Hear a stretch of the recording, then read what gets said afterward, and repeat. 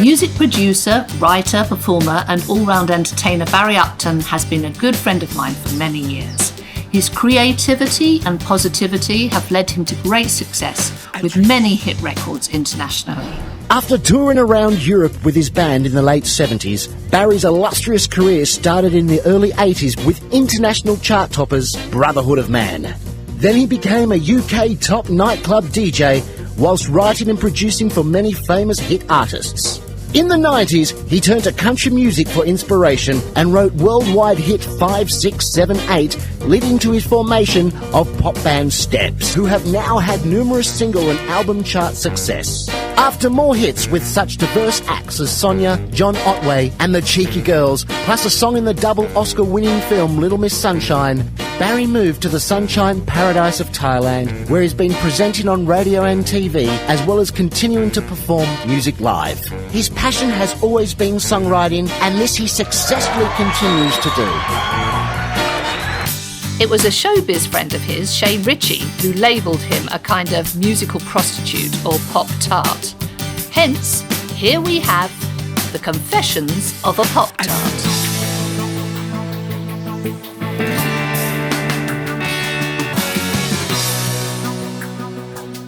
So how was your first gig as a pro musician or entertainer? Okay, so now it's September 1975 and my band Silver City, we all turned professional at the same time except for the drummer. He had a wife and we had to get a new drummer in. And we had this beat up old Transit, as you would, you know, the stereotypical beat up Transit. And we got on the ferry to Denmark. And I remember that first time of going into the club, which was right in the middle of Walking Street, right in the middle of Copenhagen. And there were two bands playing in this club every night. One played from 8 o'clock to 12, the other from 12 to 4.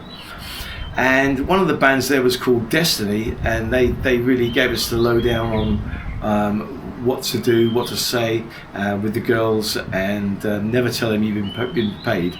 And it's true. The girls there would look at you as an English musician, as a superstar. So it was a great prestige thing for them to be seen around with one of the English pop musicians at that time.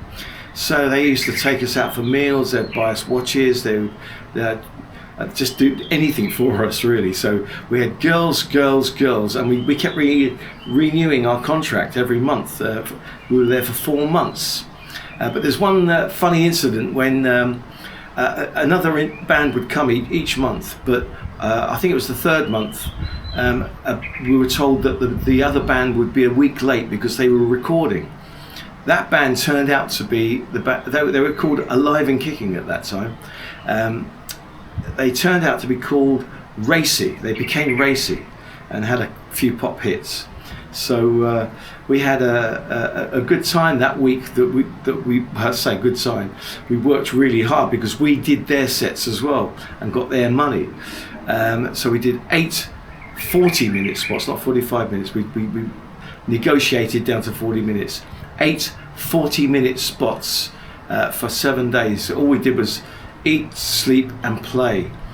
And I always remember thinking, anything I do after this is going to be easy. But by the end of that week, I mean, really and truly, all the time we were there, our band was getting tighter and tighter and tighter when you're playing every night like that. And it was a great feeling to have such a wonderful band. We were a really good band.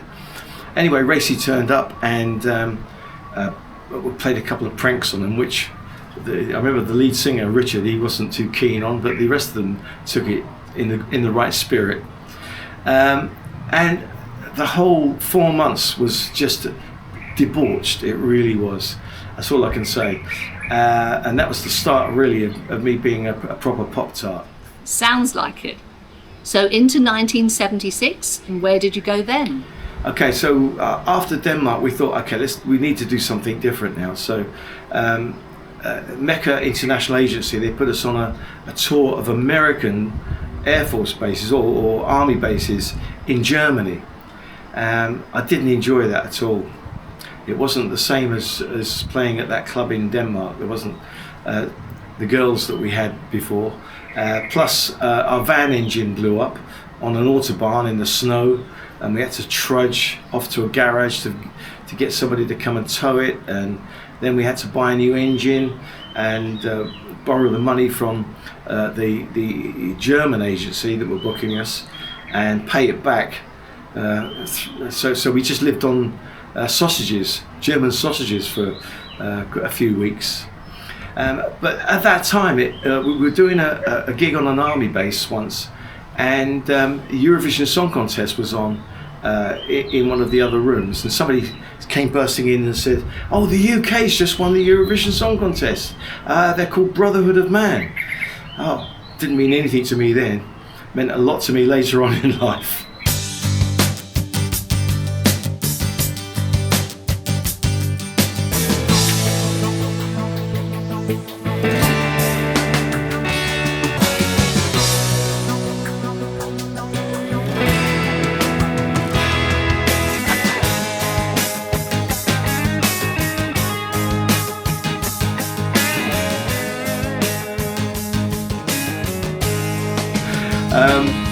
So what we did after that was we got back to England and said to the agency, "Can we go back to Denmark?" And they said, "Of course, they love you out there."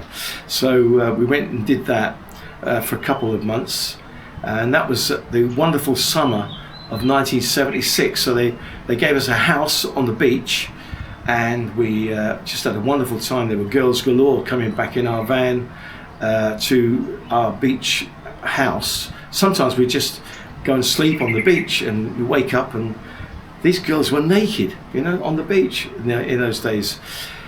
No political correctness. It was just, whatever went. We had a wonderful time, and then an agent from Norway came down and cherry-picked us for a tour of Norway. So off we went. It's not far to go from Denmark to Norway, but we went on the ferry up there, drove from Oslo to Bergen, and did all these gigs around the west coast of Norway. Beautiful, beautiful country, a lot of beautiful girls. What can I say? And I do remember actually the agency that we worked for in Bergen, they did a concert, promoted a concert with Ralph McTell and Julie Felix. So we went to the concert and afterwards hang out with them, and I remember back up in the Ralph's hotel room, I'd already bought one of his albums, and I loved the sound of his acoustic guitar. Anyway, there I was playing that very guitar, get the beautiful Gibson acoustic, and Julie Felix was rolling joints up, and it was real rock and roll.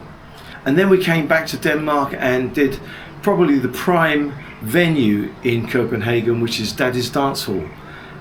Fantastic venue, big stage, and we really felt like our band was going somewhere. So how was it returning to the UK?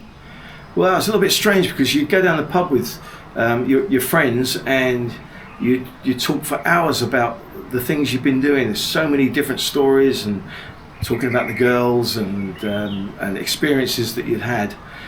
And then you say to them, so what have you been up to? Nothing really, it's just the same old thing. And we realised that how we'd left a mundane life behind now, and having such great experiences as a touring rock and roll band. And then Mecca International, they had another office where the Mecca bands that played all around the UK in residences. They would sometimes they would have a couple of weeks off and go on holiday. So we used to go into those venues and be the relief band for a couple of weeks. And that was great fun, really great fun. They were wonderful venues. We played, I remember, in Tottenham Court Road in London. We played in Manchester. Actually, the Manchester one was memorable because it was just very close to the Playboy Club in Manchester. So the Playboy bunnies, after they finished work, would come into the Mecca Club and they would target the band. And so we had to end up with these Playboy bunnies. I know, it was hard. And then we went back to Denmark, and at this time we worked for an agency called Timer, and we weren't in one venue now all the time. It was a tour, a proper tour, mostly schools, and they would put on events and have this English band. And by then, I think we were getting a little bit tired of going with this girl, that girl. All of a sudden, at the same time, we all seemed to suddenly have a regular girlfriend, a Danish girlfriend. Mine was called Herdis, Herdis. Remember, she's a lovely girl. And there was a band at the time, a Danish band, who were #1 in the charts for weeks and weeks and weeks, called Gasoline. They were the best thing since sliced bread, as far as Danish girls were concerned. And they had a song at #1, which I'd heard on the album, called Rabella Stoya. And I thought, this can't be very difficult to play, maybe we should play it. So I got Herdis to teach me it phonetically in Danish, and we started playing it at our gigs, and everybody was on the floor laughing. They said I sounded like some drunken Swede, but they loved it. They loved us even more because they'd never heard an English band singing in Danish. So that was really funny. And then we ended up doing Daddy's Dance Hall again one night, and the drummer from Gasoline was in, unbeknown to us. And by then, we were doing Rabella Stoya as an encore number, and we would kind of make a little bit of fun out of it. The way it didn't end on the records, it used to keep starting up again. So we did it over and over and over and over and over again. And then, as we came off stage, the manager of the venue said, "Oh, I've got somebody who wants to meet you." And I recognised him. It was the drummer from Gasoline, and I thought, "Oh no, we've just been making fun of that record." But no, he saw the funny side of it. He says, "Never in a million years did I ever expect to see an English band singing one of our songs. Amazing." And then we went and did a second tour of Norway. By then we were well established, and Norway's a beautiful country. You know, sometimes we used to have to get up at the crack of dawn so that we wouldn't miss the first ferry, go over a mountain, get the next ferry across a fjord, another ferry across a fjord to get to the next gig. It was just an amazing experience. And am I right in thinking that your first album release was around this period? Yes, it was around 1977. Early 77, and we found out that Tony Avern, who we'd worked for previously, he had a record label called Tato Records, and we could record an album, and he could produce it, and we could sell them at our gigs. So we went 2 days in the studio, and we did a few covers, but I also had a few songs that I'd written, attempted to write, so we put them on there as well. And lo and behold, there we go. We've got our first vinyl album to sell at gigs. And I remember we were doing a Mecca Relief gig in Exeter, and a box of albums arrived, and we were really excited, a band with an album. And I also remember it was nurses got in free at that particular night, and they were well impressed and buying our albums, and then taking us back to their nurses' quarters for after gig activities. And that was a great week down in Exeter. And then we went on another Denmark and Norway tour with the album, and we could tour it, and we did feel like we'd made a step up. And then we did the US bases in Italy. That was a much better tour than the German one. There was some nice girls on that one. And then we went down to, we did Verona, Vicenza, Aviano, I remember, in northern Italy. Beautiful, I really loved Italy. And then we ended up at a naval base in Catania in Sicily. And that was fun, except when you got a ship coming in with a lot of naval guys who've been out at sea, and they just get blind drunk, and there was always fights and stuff. Also, we were staying in this hotel at the foot of Mount Etna, and it was a feed hotel. In other words, couples or families who were being housed on the base before they got to the housing, they put them in this hotel first. So what happened was that we would be playing in the evening, but during the daytime we would just be hanging out by the pool. A lot of the guys, the American servicemen, the Navy guys, they'd be going to work. What do? They leave all their wives behind. And their wives, they just made a beeline for us. And it got a little bit scary at times. You know, we thought if one of those guys comes back, you know, we won't be alive.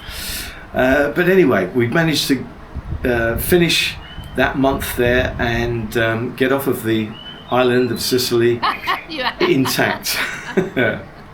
And then there was more Denmark and Norway shenanigans, and then we had a 4-month stint in Jersey. And I always remember on the ferry going to Jersey, I had the New Musical Express and saw that Status Quo were releasing a new single called Rockin' All Over the World. And we'd been playing that because I was a John Fogerty fan from Creedence Clearwater Revival days, and he'd written that, and we were playing Rockin' All Over the World as part of our sets. So I thought, oh no, they've beaten us to it. We should have tried to put that out as a single before. But anyway, I didn't know about putting singles out at that time.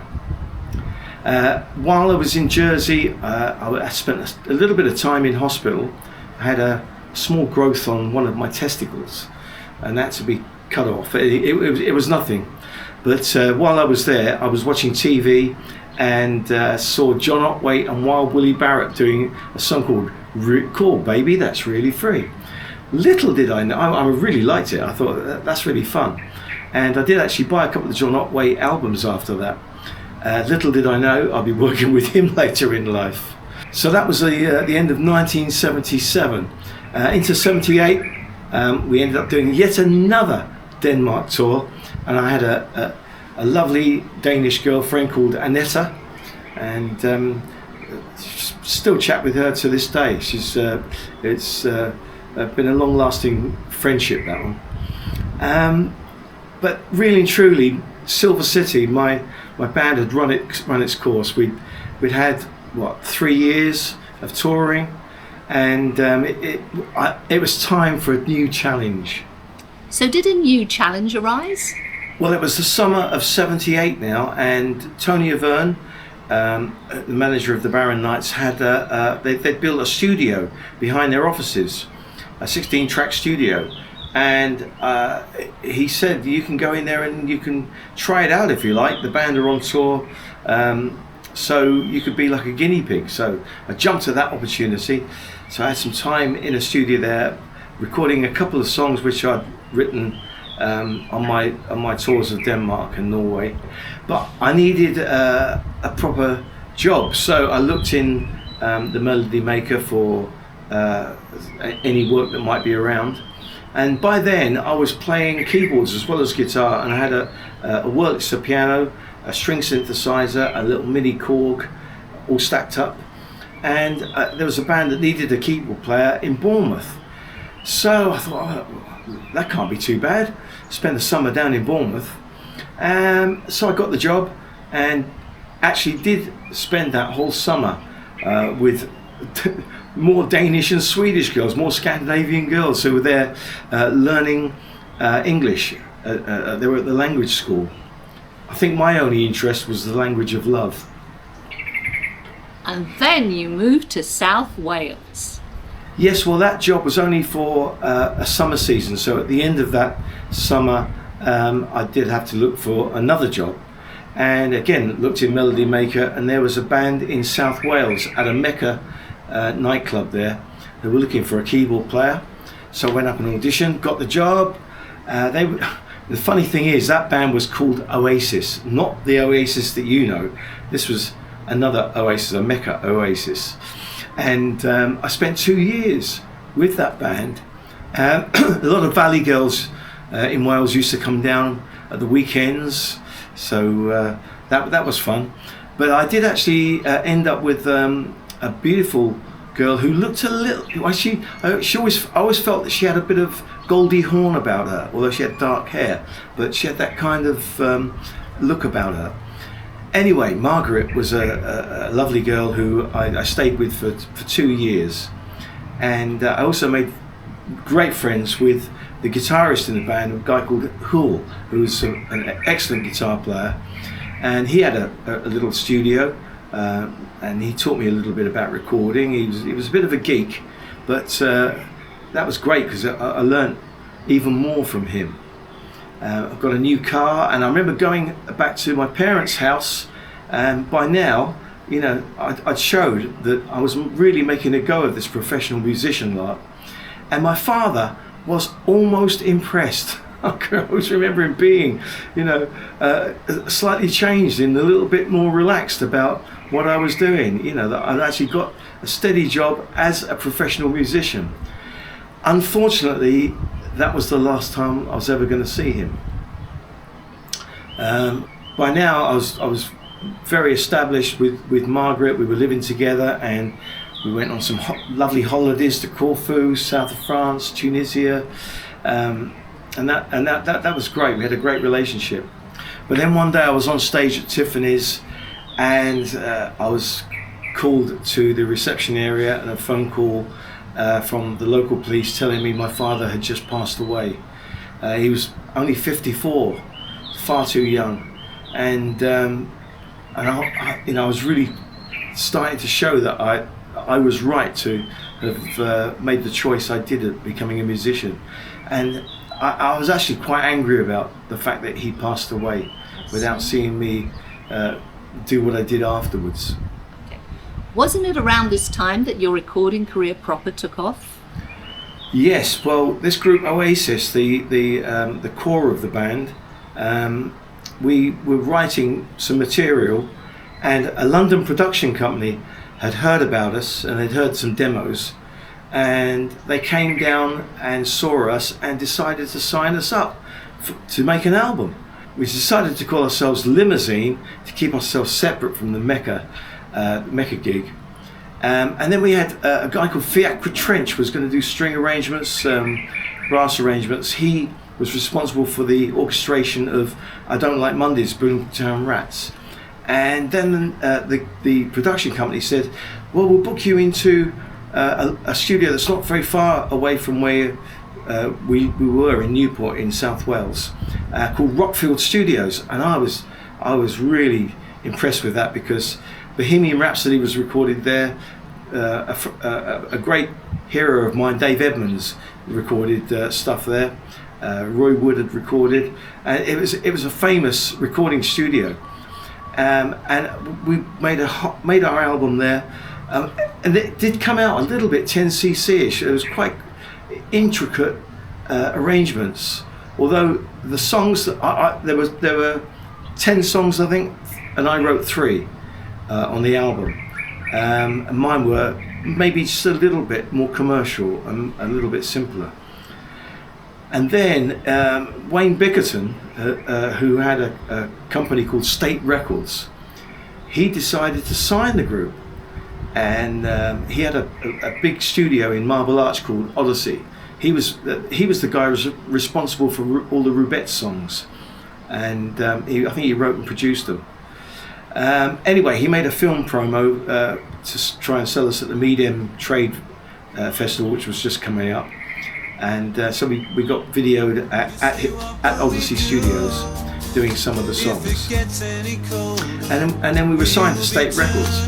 But the first single that came out of all of the 10 songs on the album, the A side and the B side were both my songs. Night lover, you're night lover, keeping me warm till the early morning. Night lover, the right lover for you.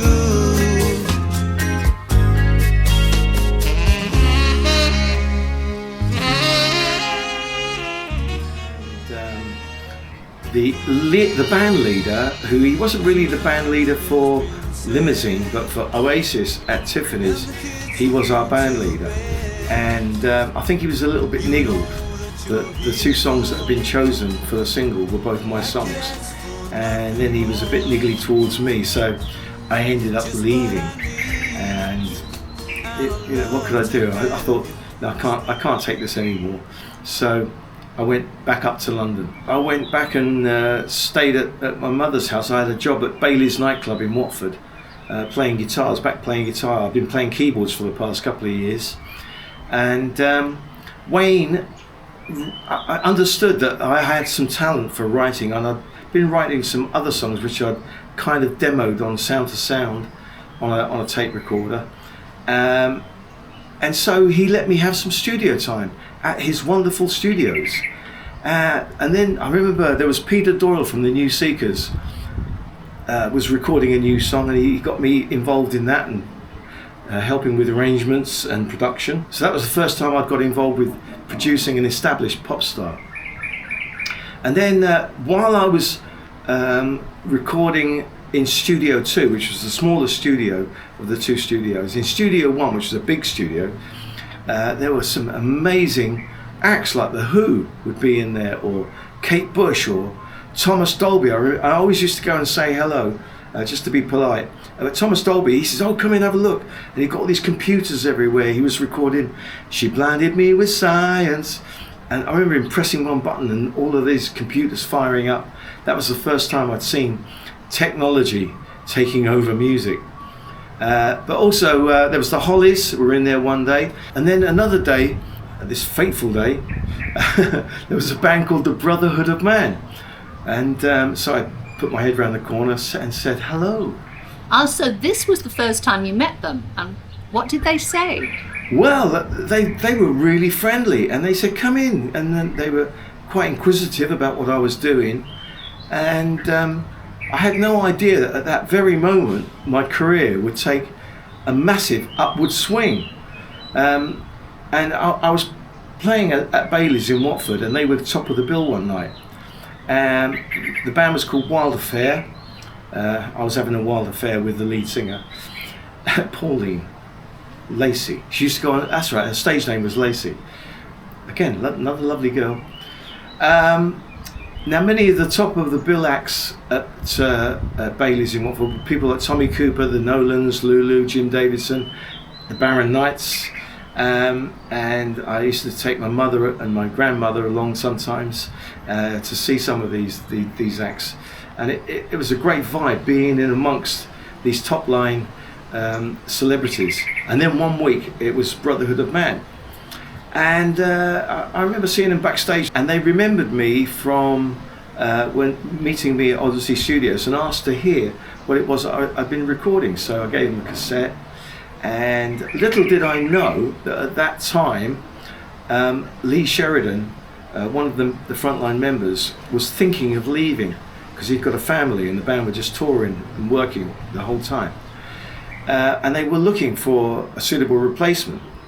And I think when I first poked my head round the door at Odyssey Studios, they saw a resemblance to Lee. So maybe that's why they showed the interest that day. So I gave them a cassette and they listened to it. And then I saw Martin Lee, the other guy in the band. He was up on the lighting gantry taking pictures of us. And I thought he was taking pictures of the band. But no, he was taking pictures of me to show their manager that maybe I was the replacement that they needed for Lee Sheridan. So they were taking a real interest in you.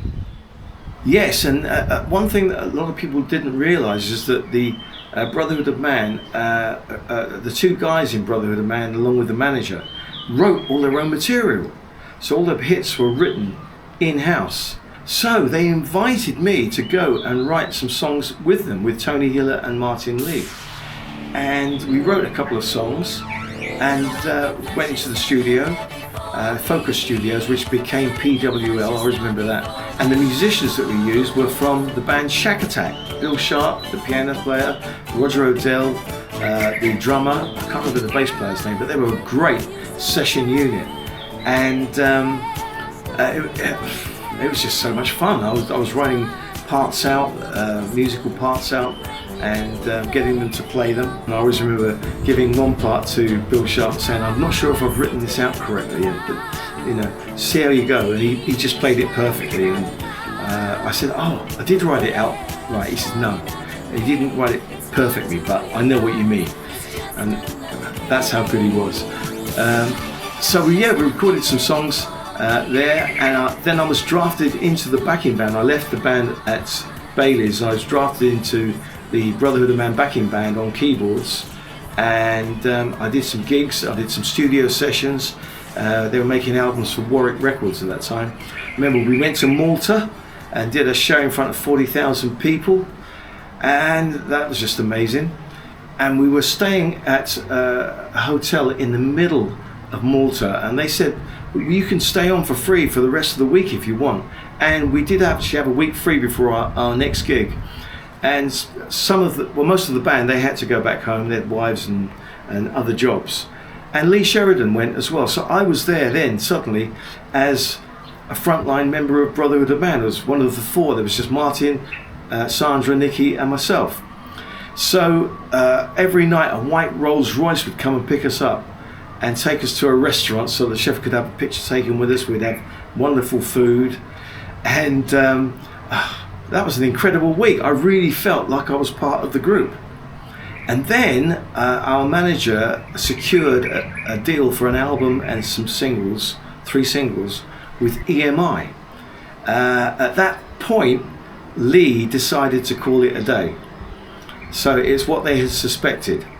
So I was asked to go up for an audition. I thought, oh, really? I'm going to go for an audition? There must be a lot of people up for this. No, I was the only one they auditioned.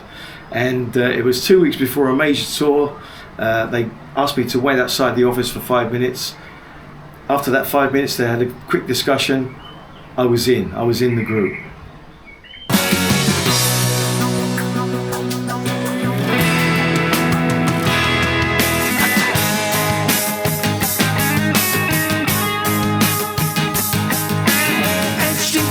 Of a pop